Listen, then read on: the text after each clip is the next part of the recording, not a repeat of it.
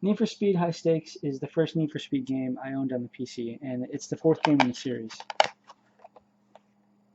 It's the first Need for Speed game to have a damage model, so your cars can get damaged, and also the first to have a career mode, so you race against other cars, and you win money at inter tournaments, and if you lose a high stakes match, you lose your car.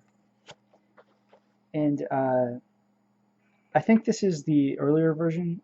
The original version I had when I was a kid is the Classics Gold box without the cover flap. The back is the same though. But this is one of my favorite games of all time. Let's take a look at it.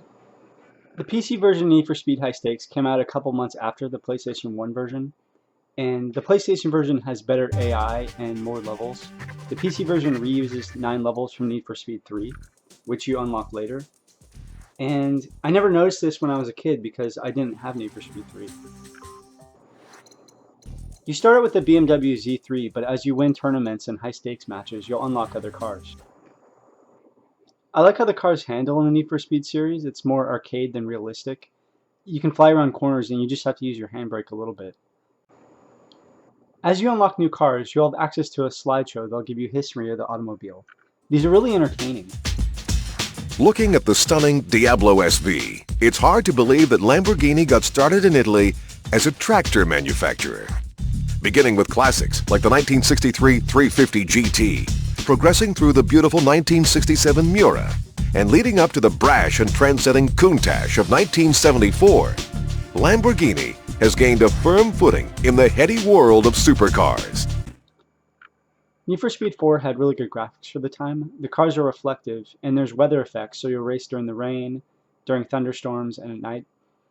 And this is one of the first games I played after building my first computer with the GeForce 2. And even in the software mode, it looked good.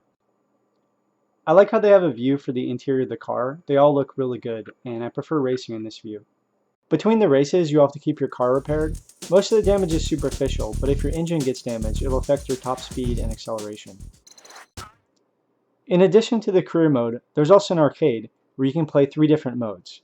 There's 2 new ones, Getaway and Time Trap, and also, the Hot Pursuit mode from Need for Speed 3 returns. In this mode, when you're playing as a cop, you have to pull 10 cars over by crashing into them, or as a racer trying to escape from the cops. How fast you were going back there?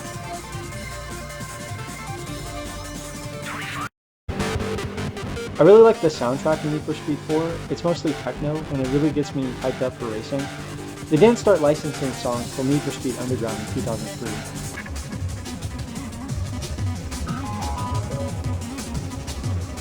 My only complaint about this game is that some of the races are too long.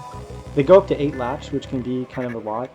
And also, it can be kind of frustrating when you lose a high stakes match or lose your car, but it's also really rewarding when you win the opponent's car. In conclusion, Need for Speed High Stakes is one of my favorite games of all time. The career mode is really fun to play and unlock new cars. The graphics are amazing. The soundtrack is awesome. Also, I almost forgot to mention, the physics are not exactly realistic. Here's not how to do this jump.